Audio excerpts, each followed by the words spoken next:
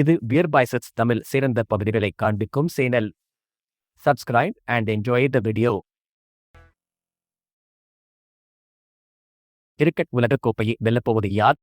உங்களுக்கு பிடித்த அணி? தனது சொந்த மண்ணில் விளையாடுவதால் கண்டிப்பாக இந்தியாதான். அவர்களிடம் மிகவும் வலுவான அணி உள்ளது மற்றும் சூழ்நிலைகளும் கூட.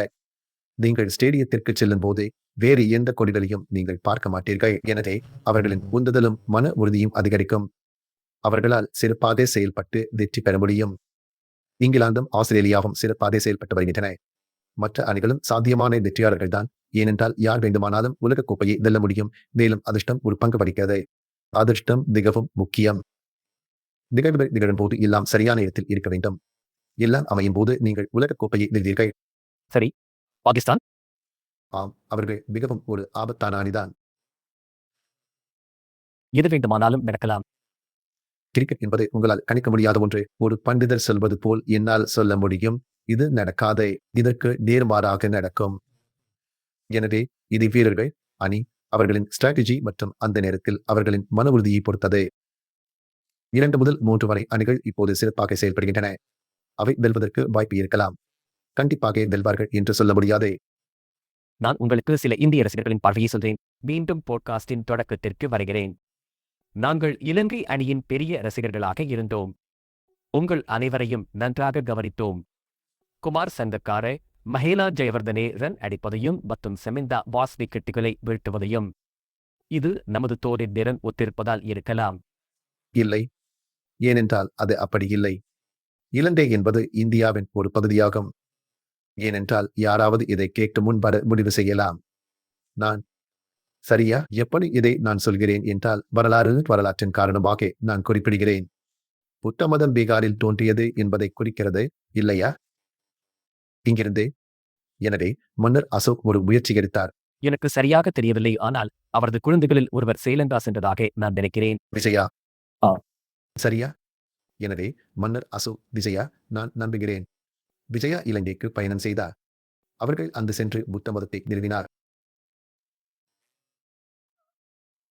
சோழர்கள் மற்றும் பாண்டியர்கள் போன்ற தென்னிந்திய மன்னர்கள் இலங்கையின் வடக்கு பகுதியை கைப்பற்றி வெற்றி பெற்று அவர்கள் காலனித்துவப்படுத்தினர். அதை அவர்கள் தமிழ் திட்டம் என்று சொல்கின்றனர். 1920களில் என் தாத்தாவும் மற்றவர்களும் ஆங்கிலேயர்களால் காலனித்துவப்படுத்தப்பட்ட அஸ்டேகாவில் ஒரு தேயிலை தோட்டத்தை தொடங்கினர். எனவே இங்கிருந்து 70 முதல் 80% வரை மக்கள் இந்தியாவால் காலனித்துவப்படுத்தப்பட்டவர்கள். எனவே இங்கு உள்ள அனைத்திலும், அதாவது வாழ்க்கை முறை, ஆடை, உணர்வு மற்றும் சிங்கள மொழியில் சில வார்த்தைகள் அடிப்படையில் கொஞ்சம் இலங்கை கேரளாவை போன்றது. அது மட்டுமில்லாமல் இந்த மொழி கன்னடம் மற்றும் சில நேரங்களில் சமஸ்கிருத சொற்களின் கலவையை பயன்படுத்துகிறது. எனவே தமிழ் மொழியும் உள்ளது. எனவே நாங்கள் எங்களை சகோதரர்களாக கருதுகிறோம். நீங்கள் இந்தியா எங்கள் மூத்த சகோதரரை போன்றவரை. எனவே இந்தியா அணிக்கு எதிராக விளையாடும் போது அல்ல, குறிப்பாக நாங்கள் மற்ற அணிக்கு எதிராக விளையாடும் போது நீங்கள் இலங்கையை ஆதரிக்க விரும்புவீர்கள். எனவே இது ஒரு இயற்கையான உணர்வு என்று நான் நினைக்கிறேன். ஆமா, அது உண்மையில் ரசிகர்களின் இதயங்களில் உள்ள உணர்வு. ஏனென்றால் இது இந்தியாவின் ஒரு பகுதி. இலங்கை என்பது பாகிஸ்தான் கூட இந்தியாவின் ஒரு பகுதிதான். நேபாளம், பூட்டான், பங்களாதேஷ் கூட. எனவே நாம் அனைவரும் சகோதரர்கள். அரசியல் காரணங்களால் இப்போது எங்களுக்கு பிளவுகள் உள்ளன. ஆனால் பங்களாதேஷ், பாகிஸ்தான், நேபாளை விட இந்தியர்கள் இலங்கைக்கு முன்னுரிமை கொடுப்பார்கள் என்று நான் நினைக்கிறேன். அது ஏனென்றால் உங்களுக்கு பாகிஸ்தான் மீது சில எதிர்மறை உணர்வுகள் இருக்கிறது. ஆமாம். எல்லாவற்றுக்கும் மேலாக பாகிஸ்தானுடன் பெரிய போட்டி நிலவுகிறது. இலங்கையுடன் உங்களுக்கு அப்படி ஒரு போட்டி இல்லை. உங்களுக்கு இலங்கையுடன் எந்த பிரச்சனைகளும் இல்லை. உங்களுக்கு இலங்கை மீது எந்த ஒரு பயமும் இல்லை. அரசியல் பற்றி விவாதிக்கிறீர்கள். ஆமாம், நீங்கள் இலங்கையை பற்றி பயப்படவில்லை. என்னால் உங்களுக்கு சொல்ல முடியும், நான் இலங்கைக்கு பயணம் செய்துள்ளேன். மக்கள் நடந்து கொள்ளும் விதம் எல்லாம் நன்றாக இருக்கும். நான் இப்போதும் நல்ல இலங்கையர்களை தான் பார்த்திருக்கிறேன். நீங்கள் அனைவரும் கடற்கரையோர மக்கள். நாங்கள் ஒரு தீவைச் சேர்ந்தவர்கள். தீவில் உள்ள மக்கள் 10 ரூபாய் சம்பாதிக்கிறார்கள், ஆனால் 15 ரூபாய் செலவழிக்கிறார்கள். நாங்கள் கடலில் இருக்கு, இதுவே காரணம். இலங்கையில் இது ஒரு பொதுவான சூழ்நிலை. நிலைமை மேம்பட்டு வருகிறதா? வாழ்க்கையில் எல்லாவற்றிற்கும் அதன் சொந்த இடமும் சிரமங்களும் உள்ளன. வாழ்க்கை எப்போதும் எளிதானது அல்ல, ஏற்றத்தாழ்வுகள் இருக்கும். அதை சமாளித்து விடலாம். இலங்கையில் தற்போதைய சூழல் மற்றும் மக்களின் கருத்து என்ன? சாமானிய ஏழை மக்களுக்கு இது கடினமானது.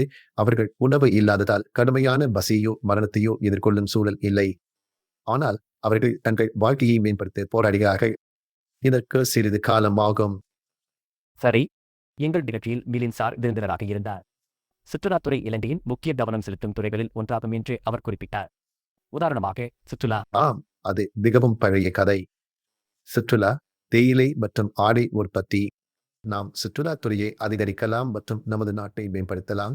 இது வெளிநாட்டு நாணயத்தை சம்பாதிக்க உதவும். எனவே அது முக்கியமான பகுதியாகும். ஆனால் மக்கள் இன்னும் வெளிநாடுகளுக்கு சென்று வேலை செய்து நிறைய பணம் சம்பாதிக்கின்றன. வெளிநாடுகளை டேம். சரி, மன்னிக்கவும், நான் உங்களிடம் இதை கேட்கிறேன். சங்கக்கார, ஜெயவர்தன ஆகியோருக்கு பிறகு இலங்கை கிரிக்கெட்டுக்கு என்ன நடந்தது? இந்த கேள்விக்கு எனக்கு உறுதியாக தெரியவில்லை. ஏனென்றால் அவர்களிடம் நிதி இருக்கிறது. எங்களிடம் இல்லாத அனைத்து வசதிகளும் அவர்களிடம் உள்ளன. எங்களிடம் முன்பு இருந்ததை விட அவர்களிடம் அதிக பணம் உள்ளது. எனவே எங்கோ ஏதோ தவறு உள்ளது. என்னால் கண்டுபிடிக்க முடியவில்லை. அது ஒரு வட்டத்திற்குள் இருப்பதால் அதை தெரிந்து கொள்வதை கடினம். இலங்கை கிரிக்கெட்டை பின்பற்றுகளா? ஆம், நான் அதை 2015 நெருக்கமாக பின்பற்றினேன். பின்னர் ஒரு நிறைவான பார்வை. நான் பொதுமக்களின் பார்வையில் அதிகமாக இருக்க விரும்பவில்லை. எனது குடும்பம், எனது பிசினஸ் மற்றும் எனது வாழ்க்கையின் பிற அம்சங்களில் கவனம் செலுத்த விரும்பினேன். இந்தியன் பிரீமியர் லீக்கின் போது நான் ஹைதராபாத்தில் அதிக நேரம் செலவிட்டேன். மிக உயர்ந்த மட்டத்தில் விளையாடுவதற்கும் இன்னும் சில ஆண்டுகளுக்கு அதன் ஒரு பகுதியாக இருப்பதற்கும் வாய்ப்பு இருப்பது ஒரு சிறந்த அனுபவமாகும்.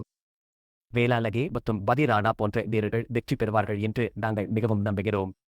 இது நம்பிக்கையை அளிக்கிறது. நீங்கள் அவருடைய ஒரு ஆட்டம் மட்டும் பற்றி பார்க்கிறீர்கள். எல்லோரும் இதை பற்றி பேசுகிறார்கள். இது ஒரு போட்டி பற்றியது மட்டும் அல்ல. அவர்கள் வரும் அடுத்த சில ஆண்டுகளில் அவர்களின் முன்னேற்றத்தை நாம் கவனிக்க வேண்டும். அது மிகவும் முக்கியமானது. ஏனென்றால் அதுதான் அணிக்கு முக்கிய பங்கு வகிக்கும். ஆனால் அப்படி இல்லாமல் ஒரு போட்டியில் மட்டும் சிறப்பாக செயல்பட்டுவிட்டு அதன் பிறகு காணாமல் போய்விடுகின்றன. நிலைத்தன்மை மிகவும் முக்கியமானது என்று நான் எப்போதும் கோருகிறேன். ஒரு நல்ல செயல்திறனுடன் அணிக்கு பங்களிப்பது மிகவும் முக்கியம். அவிஷ்கா உலக கோப்பையில் சதங்களை அடித்தார். அதன் பிறகு அவர் எங்கே இருக்கிறார் என்று கூட நமக்கு தெரியவில்லை. அவர் இப்போது எங்கே இருக்கிறார்? அதனால் நிலைத்தன்மை மீது கவனம் செலுத்துங்கள். நீங்கள் மிகவும் பெரிதா பேசுகிறீர்கள், அதன் பிறகு காணாமல் போய்விடுகின்றன. யாரிடம் நிலைத்தன்மை இருக்கிறதோ அவனை பற்றி விவாதிக்கவும். சங்கா மற்றும் ஜெயவர்தனாவுடன் இதை பற்றி விவாதித்தீர்களா? என்ன நடக்கிறது? கிரிக்கெட்டை பற்றி நாங்கள் அரிதாகவே பேசுவோம். நாங்கள் பார்க்கும்போது வாழ்க்கையை மற்றும் சிலவற்றை பற்றி தான் பேசுவோம். இந்த நாட்களில் நாங்கள் கிரிக்கெட்டை பற்றி அதிகம் பேசுவதில்லை. ஆனால் முன்னாள் வீரர்கள் தற்போதைய அணியை என்ன செய்ய முடியும் என்பதை கருத்தில் கொள்ளவில்லையா? அதற்கு கிரிக்கெட் போர்டு உள்ளது. பயிற்சியாளர்கள் உள்ளனர். அது ஒரு தொழில்முறை. அதனால் அந்த விஷயத்தில் நான் ஏன் தலையிட வேண்டும்? அவர்களை மேம்படுத்திக் கொள்ளும் சுதந்திரத்தை நாம் அவர்களுக்கு அனுமதிக்க வேண்டும். எனவே வெளிப்புற கண்ணோட்டத்தில் நாம் அவர்களை பற்றி எதிர்மறையான அல்லது நேர்மறையான கருத்துக்களை கோரக்கூடாது. ஏனென்றால் சம்பந்தப்பட்ட நபர்களை நாம் புரிந்து கொள்ள வேண்டும். அவர்கள் நன்றாக இருக்கும்போது நாம் அவர்களை பாராட்ட வேண்டும். அவர்கள் நன்றாக செயல்படவில்லை என்றால் அனுதாபம் காட்டுங்கள். நாம் செய்ய வேண்டியது அவ்வளவுதான். உள்ளே அவர்கள் தங்களை மேம்படுத்தவும் திறமையானவர்களாக மாறவும் தூண்ட வேண்டும். ஏனெனில் அது அவர்களின் பொறுப்பு. பயிற்சியாளர்களும் மற்றும் அதற்கு கிரிக்கெட் போர்டு உள்ளது மற்றும் அமைப்பு உள்ளது. அவர்கள் பணியை சிறப்பாகவும் மற்றும் கடினமான பணிகளையும் செய்ய வேண்டும். முன்னாள் வீரர்களுக்கு அங்கு எந்த வேலையும் இல்லை, அது மட்டும் இல்லை. நாங்கள் சிறப்பாக இருந்தோம், ஆனால் இப்பொழுது யாரும் அப்படி இல்லை என்று சுலபமாக சொல்லிடலாம். என்ன நடக்கிறது? என்ன மிஸ் ஆகிறது?